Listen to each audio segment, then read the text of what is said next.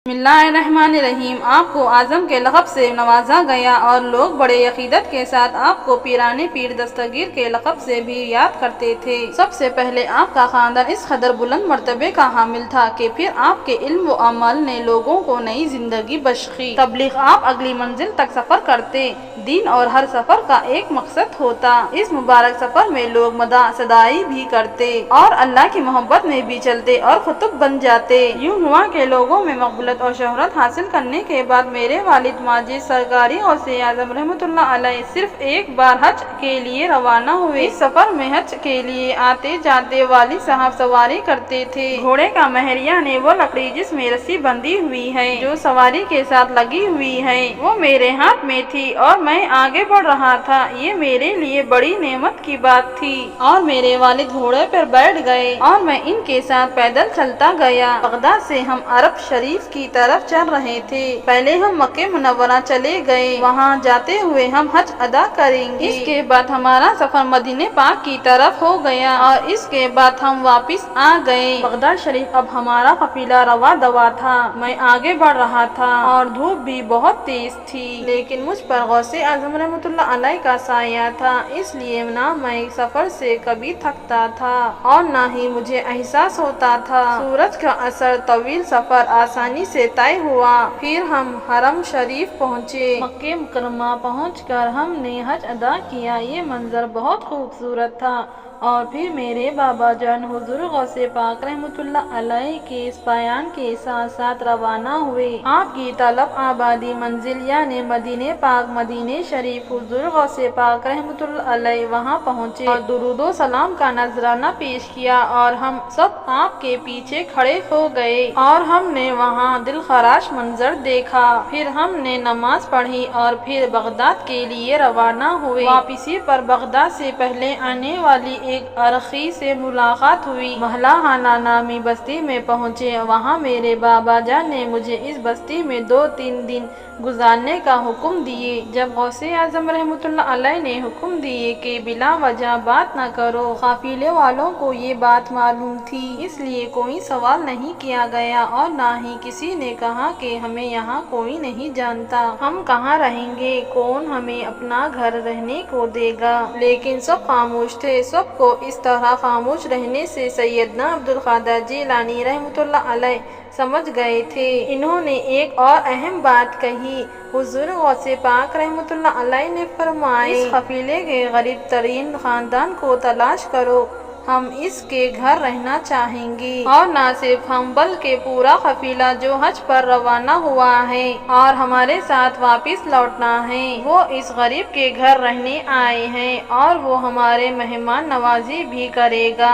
एक फकीर एक बूढ़ा आदमी, इतने लोगों की मेहमान नवाजी के बारे में सब लोगों को उलझन थी, लेकिन ये तो दूर की बात है। एक बूढ़ा शख्स कहने लगा, पीराने पीर दस्तगीर के रूबरू दस्तक के सामने कुछ कहने लगा कि देखते हैं वो गरीब बूढ़ा कहाँ रहता है जो यहाँ इस कॉलोनी में इंतहाई गरीबी जिंदगी गुजार रहा है। गौसे पाक रहमतुल्लाह अलैह के मुरीदें देखने लगे कि जिसकी एक बेटी और एक बीवी है। अब हमने हुक्म पर अमल किया और कॉलोनी के लोगों से पूछना शुरू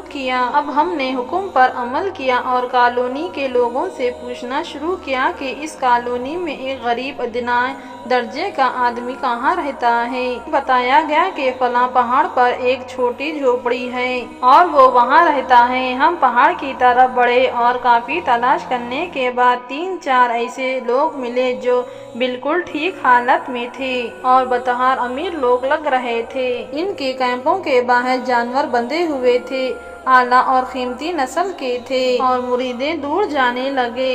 हुजूर गौसे पाक रहमतुल्लाह अलैह के हुक्म के मुताबिक ये एक गरीब की झोपड़ी थी। इसे नजर आना चाहिए था कि चुनाचे पहाड़ महाफिज को देखकर हम सब सोचने लगे कि हम ऐसा नहीं कर सकते। यहाँ किसी को देखो, टूटी हुई झोपड़ी को छोड़ दो, ہم اسے دور تک نہیں دیکھ سکتے، لیکن فوراً غوث پاک رحمۃ اللہ علیہ کا فرمان یاد آ گیا۔ حضور غوث پاک رحمۃ اللہ علیہ کو مریدین بلانے آئے۔ حضور غوث پاک رحمۃ اللہ علیہ نے فرمائے، دور ایک جھوپڑی کو دیکھو۔ جب آپ کی آواز آپ کے بندوں کے کانوں تک پہنچی تو سب نے دوڑتے ہوئے جھوپڑی کے پاس پہنچے۔ اس جھوپڑی میں بہت دور ویران گھر ہے۔ انہوں نے کہا کہ یہ وہی گھر ہوگا جس کے بارے میں حضور غوث پاک رحمۃ اللہ علیہ نے فرمائے تھے وہ وہیں رہیں گے۔ اب وہ اس گھر میں جائیں گے۔ اس گھر کی طرف آئے اور پردے کے پاس کھڑے ہو کر پکارا، یہاں کون رہتا ہے؟ آواز سن کر ایک داڑھی اور جھکی ہوئی کمر والا بوڑھا آدمی باہر نکلا۔ اس نے کہا، میں، میری بیوی اور میری چھوٹی بیٹی یہاں رہتی ہے۔ بوڑھا شخص کہنے لگا، تم کون ہو؟ غوث پاک رحمۃ اللہ علیہ کے مریدین کہنے لگے، ہم اللہ کے بندے ہیں، ہم سیدنا عبد القادر جیلانی رحمۃ اللہ علیہ کے مریدیں ہیں۔ غوث پاک رحمۃ اللہ علیہ کے بارے میں تو سنا ہوگا۔ وہ بوڑھا شخص کہنے لگا، آپ لوگ اللہ کے گھر سے آ رہے ہیں۔ سیدنا شیخ عبد القادر جیلانی رحمۃ اللہ علیہ اللہ کے بندے ہیں۔ مریدیں کہنے لگے کہ حضرت شیخ عبد القادر جیلانی رحمۃ اللہ علیہ کا پیغام ہے کہ آج کی رات وہ اور ہم سب یہاں قیام کریں گے۔ غوث اعظم رحمۃ اللہ علیہ جو یہ منظر دور سے دیکھ رہے تھے، چلتے ہوئے اس جفا آدمی کی طرف آئے۔ آپ کا چمکتا ہوا چہرہ دیکھ کر اس بوڑھا جفا کا چہرہ چمک اٹھا۔ اس کی جھکی ہوئی کمر سیدھی ہو گئی، گویا وہ کبھی جھکا ہی نہیں۔ اس کے چہرے پر مسکراہٹ نمودار ہوئی اور وہ آپ کی محبت میں سر اٹھا کر گر پڑا۔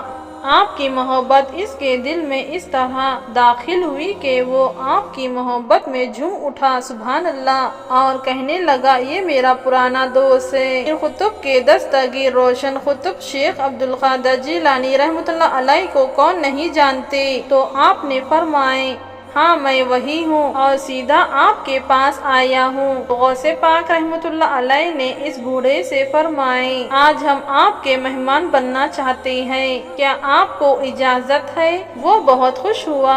خوشی کا اظہار کرتے ہوئے اس نے اجازت دے دی اور کہا کہ یہ میری خوش نصیبی ہے کہ آپ میرے پاس آئے ہو۔ ولیوں کے ولی ہیں جس کے تحفے کے لیے لوگ کوشش کرتے ہیں، پہنچانا مشکل ہے، وہ کتنے دعائیں مانگتے ہیں اور وہ خود میرے پاس آئے ہیں، ماشاءاللہ۔ وہ کہنے لگا، غوث پاک رحمۃ اللہ علیہ، مجھ پر کیا کرم ہوا، آپ نے مجھے کیسے چن لیا، آپ نے کیسا فیصلہ کیا کہ آپ کو میرے ساتھ رہنا ہے، جبکہ بہت امیر اور یہاں امیر لوگ بھی رہتے ہیں۔ یہ ڈیرہ جو آپ دیکھ رہے ہیں انہیں امیروں کا ہے، لیکن میں بہت غریب ہوں، آپ نے میری جھوپڑی کو یہ سہولت کیوں دی، آپ نے میری توہین کیوں کی؟ غوث پاک رحمۃ اللہ علیہ نے فرمائے، اللہ تعالیٰ کی نظر تم پر ہے، علم ہو گیا اور ہمیں یہیں رہنے کا موقع ملا، اللہ تعالیٰ نے آپ کی دعا سن لی۔ اس کے بعد بوڑھا شخص کہنے لگا، خوشامدید، خوشامدید، جو میرا ہے وہ گزر جائے گا، سب کچھ تمہارا، سب کچھ تمہارا، میں تمہارا، میرا سب کچھ آپ کا ہے، میں خود آپ کا ہوں اور آپ کا ہی رہوں گا، سبحان اللہ۔ میری بیٹی آپ کا اتنے دنوں سے انتظار کر رہی ہے، آپ تشریف لائیے۔ سرکار غوث اعظم رحمۃ اللہ علیہ القریب تقریر کا ستارہ چمکانے کے لیے وہ اپنے مشکل سفر یعنی اپنے ساتھیوں کے ساتھ اس بیابان میں روانہ ہوئے۔ جھوپڑی بہت چھوٹی ہے لیکن اس آدمی کا دل بہت بڑا ہے۔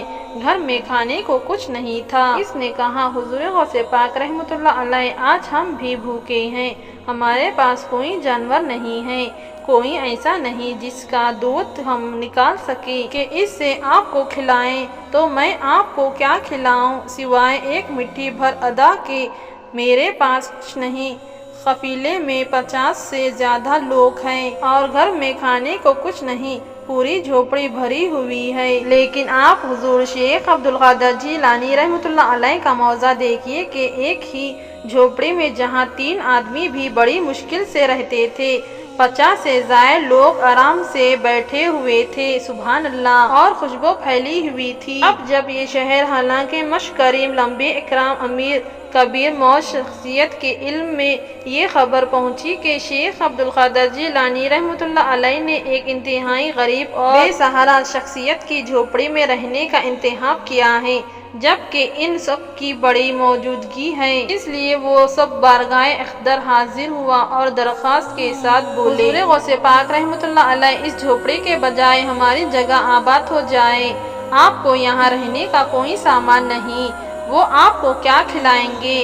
ہم آپ کو خوش آمدید کہتے ہیں، ہمارے جانور آپ کے لیے ہے، یہ کیف ہمیشہ آپ کی حفاظت میں رہے گا، کوئی سراغ نہیں ملتا۔ ان لوگوں کی یہ بات سن کر رحمۃ اللہ علیہ ان کے پاس تشریف لائے اور فرمائے، کیا میں نے تمہیں کہا تھا کہ تم یہاں آ کر اپنے بارے میں بتاؤ کہ اللہ تعالیٰ کے پاس کتنا کچھ ہے؟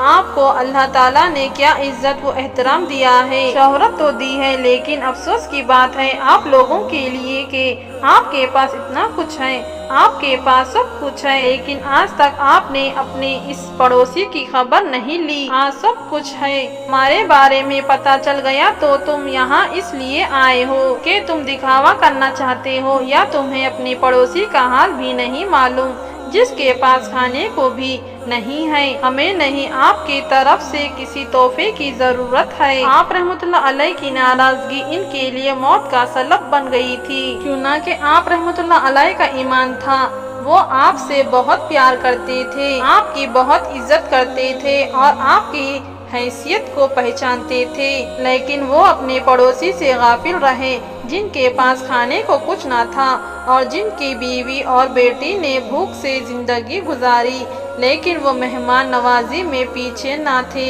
سیدنا شیخ عبدالقادر جیلانی رحمۃ اللہ علیہ کی صاحبزادی رحمۃ اللہ علیہ کے لیے آٹے کا کچھ حرصہ لائے تاکہ کم از کم مہمان نوازی کا فرض ادا ہو جائے۔ سیدنا شیخ عبدالقادر جیلانی رحمۃ اللہ علیہ کی شان دیکھ کر شرمندہ ہو گئے اور وہاں سے چلے گئے۔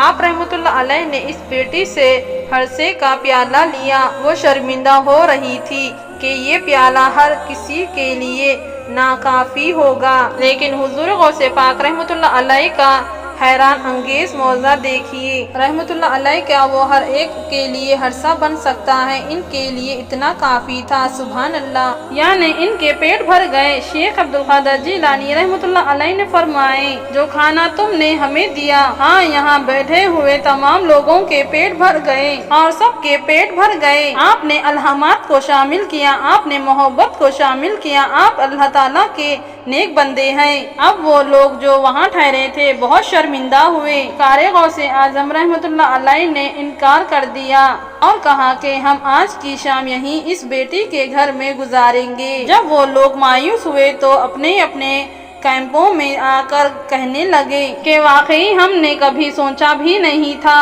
کہ ہمارا پڑوسی اتنا غریب ہے، اور ہم نے کبھی یہ بھی نہیں دیکھا کہ اس کے گھر میں کوئی جانور نہیں ہے، پتہ نہیں وہ کیا کھاتا ہے، کیا پیتا ہے، ہمارے پڑوسی ہم سے ناراض ہیں۔ غوث پاک رضی اللہ تعالیٰ عنہ چلے گئے اور ناراض ہو گئے، اس کا مطلب ہے کہ آپ کی زندگی ختم ہو گئی۔ کیوں نہ ہم دوبارہ حضور شیخ عبدالقادر جیلانی رضی اللہ تعالیٰ عنہ کے پاس جائیں اور تحفے پیش کریں۔ انہوں نے یہ ارادہ کیا اور لوگوں نے کہا کیوں نہیں، ہم یہ درہم اور یہ دینار اور اپنے قیمتی جانور اس فقیر کی خدمت میں پیش کرتے ہیں تاکہ ہمارے شیخ عبدالقادر جیلانی رضی اللہ تعالیٰ عنہ ہم سے خوش ہو جائیں۔ جب ہمارے درمیان معاملہ طے ہو جائے گا تو پھر ان کی خدمت میں حاضر ہو جائیں گے، طرح طرح کے جانوریں پیش کرنے کے لیے تیار ہو جاؤ۔ دینار اور غوث پاک رحمۃ اللہ علیہ کو ہدیہ پیش کرتے ہوئے کہا، حضرت ہم اس غریب پڑوسی کے لیے وہ سب کچھ لے آئے ہیں جو ہمارے بس میں ہیں، لیکن ہم آپ کو چاہتے ہیں کہ آپ ان تحفظ پر اپنی پوری کوشش کریں، یہ تحفے اپنے مہربانی سے اس فقیر کے لیے رکھیں۔ جب اس شہر کے دوسرے لوگوں کو معلوم ہوا کہ حضور غوث پاک رحمۃ اللہ علیہ کسی غریب کے گھر مقیم ہیں اور کہیں نہیں جا رہے ہیں وہاں لیکن لوگوں تعلق لے کر آنے لگے اور وہ بھی طواف اور ہدیانہ کی رونقیں حاصل کرنے کے پہنچ گئے۔ کچھ ہی دیر میں وہاں طرح طرح کے سامان کا ڈھیر لگ گیا، مال و دولت، اناج اور جانوراں رسی سے باندھ دیے گئے۔ سرکار غوث اعظم رحمۃ اللہ علیہ نے فرمائے کہ جملہ طواف میں میرا حصہ ہے، یعنی میرے لیے جو تحفے آئے ہیں، جو تحفے اہل ایمان نے میرے لیے پیش کیے ہیں، چاہے وہ جانوروں کی شکل میں ہو یا گندم کی شکل میں ہو یا چاول کی صورت میں ہو اور کسی بھی چیز کی صورت میں، اس غریب گھرانے کے لیے وفد کر دیتا ہوں کہ اس غریب خاندان کو یہ تحفے ملتے رہیں گے۔ سبحان اللہ۔ یہ اعلان سن کر آپ کے ساتھی جو سفر میں آپ کے ساتھی تھے، انہوں نے بھی اپنا حصہ اس فقیر کے تھیلے میں ڈال دیا، ایک دانہ بھی نہیں لیا۔